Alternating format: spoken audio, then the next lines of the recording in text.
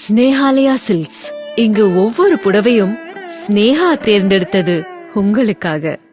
நடிகை பிரியாமணி கடந்த 2017ஆம் ஆண்டு முஸ்தபா ராஜ் என்பவரை காதலித்து திருமணம் செய்து கொண்டார். இந்துவான பிரியாமணி இஸ்லாமியரான முஸ்தபாவை திருமணம் செய்ததை அடுத்து பலரும் லவ் ஜிஹாத் என்று வதந்தி பரப்பினார்கள். இதனால் மனமுடைந்து போன பிரியாமணி தற்போது விளக்கமளித்துள்ளார்.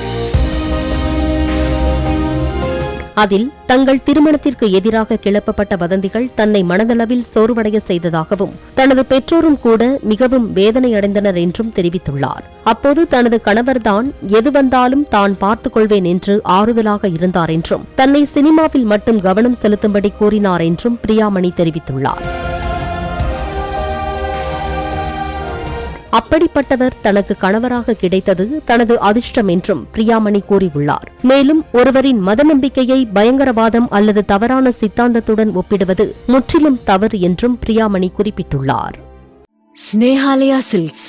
இங்கு ஒவ்வொரு புடவையும் ஸ்னேஹா தேர்ந்தெடுத்தது உங்களுக்காக.